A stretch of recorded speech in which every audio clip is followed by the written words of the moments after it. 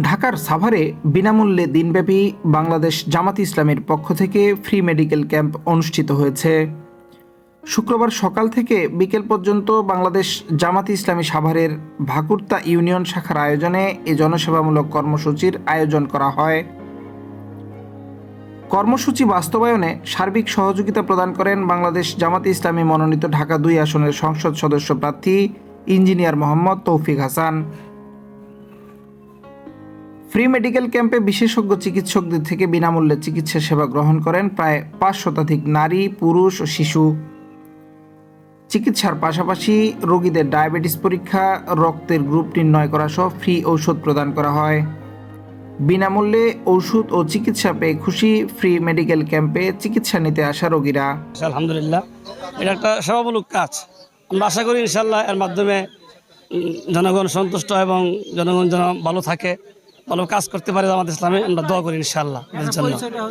এবং এই কাজটা অনেক অনেক সুন্দর, সারা বাংলাদেশের মানুষের জন্য এটা একটা সেবা হচ্ছে, উপকার হচ্ছে ইনশাল্লাহ। আমরা চাই যে এই সেবাটা যেন জারি থাকে, প্রত্যেকটা মানুষ যেন সুস্থ মতো এই সেবাটা পায় যেন সবাই। আজকের কর্মসূচিতে বাংলাদেশ জামাত ইসলামী ঢাকা জেলা ২ আসনের জামাত মনোনীত সংসদীয় সদস্য প্রার্থী ইঞ্জিনিয়ার তৌফিক হাসান ভাইয়ের সৌজন্যে ভাকুরতা ইউনিয়নের আজকের এই বটতলী বাজারে আমরা ফ্রি মেডিকেল ক্যাম্পের আয়োজন করেছি।